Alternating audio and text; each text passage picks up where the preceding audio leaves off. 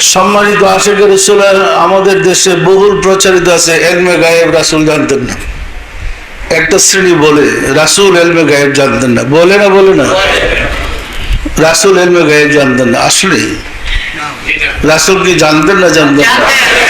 আমার মনে আছে একদিন দুইজন হুজুর আসছেন, একজন পাকিস্তান থেকে পাশ করে আর একজন দেওবন্দ থেকে পাশ করে আমার সাথে দেখা করতে। আসছে পরে বসে আলাপ করতেছিলাম, গল্প করতেছি। ওনারা খুব খুশি হলেন আমার সাথে কথা বলেন। খুশি হওয়ার পরে এক সময় প্রশ্ন করে বললেন, ওই যিনি পাকিস্তান থেকে পাশ করে আসছেন, যে রাসূল কি ইলমে গায়েব জানতেন? এতক্ষণ যা ভালো গল্প করছিলাম এনে ওরা জিজ্ঞে কি, তাহলে তো বিপদে পড়ে গেছি। জিজ্ঞেস করে রাসূল কি ইলমে গায়েব জানতেন? আমি যদি বলি জানতেন না তাহলে ওই মিথ্যা কথা, আর আমি যদি বলি জানতেন এরা বিশ্বাস করবে না, কারণ এরা বিশ্বাস করে না। তাই ভাবলাম এমন কায়দে আগামো যাতে ছুটতে পারবেন না। তাই আমি বললাম, আচ্ছা ইলমে গায়েব অর্থ কি? আগে বলেন ইলমে গায়েব কাকে বলে, তারপরে বলবো রাসূল জানতেন কি জানতেন না। তো বললেন অদৃশ্য বিদ্যা। তাই বললাম ভুল কথা বললেন কেন? গায়েব হাজিরের বিপরীত শব্দ, যে জ্ঞানটা অনুপস্থিত এটাকে ইলমে গায়েব বলে। হাজিরের বিপরীত শব্দ কি বলেন হুজুরা? তো বললাম অদৃশ্য আর অনুপস্থিত কি এক কথা? এই ভুল কথা বলেন কেন? তখন কিন্তু একটু শরম পেয়ে গেছে দুই বছরে। তারপরে বলতে শুরু করলাম, আচ্ছা কিয়ামত কবে হবে? বুখারী শরীফের হাদিস আপনারা পাইছেন?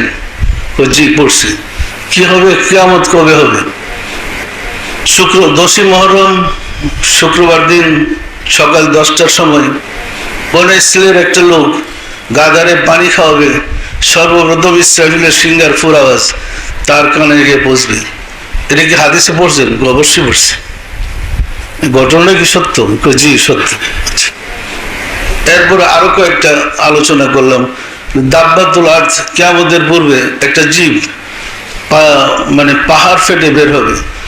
সে 40 দিনের মধ্যে পৃথিবীর সকল মানুষের কপালে দাগ দিবে। সে একটা লাঠি, মুসা আলাইহিস সালামের লাঠি আর আরেক নবীর আংটি হাতে নিয়ে আসবে, সুলাইমান আলাইহিস সালামের আংটি। দুইটা দিয়ে সারা পৃথিবীর মানুষকে 40 দিনের মধ্যে দাগ দেওয়া শেষ হবে। যারা মোমেন দক্ষিণ দিক দিকে একটা বাতাস বইবে এবং তার ডাইন পাশের বগলে গা হয়ে তাই মোমেন গুলো মারা যাবে। এর 40 বছর পরে কিয়ামত হবে। এই কিয়ামতের আলামতের কিছু কথাবার্তা যখন হাদিসের বলতে শুরু করলাম, ওনারা খুব খুশি। আমি তো ওনার ধর্মের লাগি বলতেছি। আচ্ছা এটা কি কোরআনে পাইছেন না হাদিসে? হাদিসে। কে বলছে এই কথাগুলো? যে রাসূল বলছে। তাহলে কিয়ামত কবে ঘটবে বলছে? আচ্ছা কত বছর আগে বলছে? যে 1500 বছর আগে। এগুলো কি ঘটেছে? জি না। ঘটবে বিশ্বাস করি, অবশ্যই বিশ্বাস করি। এটা কি এই এলেমটা রাসূলের ছিল না ছিল না? হ্যাঁ ছিল।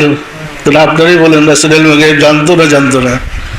2000 ধরা পড়ছে। দেখুন যে আজ থেকে 1500 বছর আগে রাসূল বলছে কিয়ামতের আলামত গুলা। এই 1500 বছর এগুলা ঘটে নাই, কিন্তু ঘটবে সত্য। বিশ্বাস না করলেই ভান নাই। তবে ঘটবার আগ পর্যন্ত এখন পর্যন্ত আমাদের বিশ্বাস করতে হবে।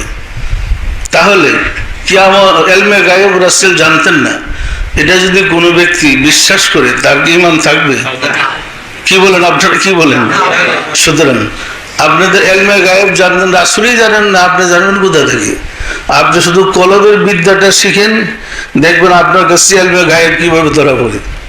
আপনি কলবের বিদ্যাটা শিখলে, এই যে রুমের মধ্যে বসা, হঠাৎ করে আপনার ভিতর থেকে একটা ইনফরমেশন আসলো কলব থেকে যে ইমুক জায়গা থেকে তোমার এক বন্ধু ফোন করতে পারে, মনের থেকে আসছে। এই 5 মিনিট যাইতে না যেতে টেলিফোন এসে পড়ে। এরকম কি আসে আপনাদের কাছে? এরকম খবর আসে যে টেলিফোন করার কথাই নেই, হঠাৎ আপনার মনে পড়লো আর এটা বাস্তবায়ন হয়ে গেল। এটা তো ইলমে হাজির। এটা কি ইলমে গায়েব? ইলমে হাজির না ইলমে গায়েব? এই জ্ঞানটা কি আপনার কাছ? এটার জন্য একেবারে রাসূলই জানতেন না এরকম কথা বলা তো বোকামি। পরিষ্কার না? পরিষ্কার না। আসলে ধর্ম না জানার কারণেই আমরা বিভ্রান্তির মধ্যে পড়েছি।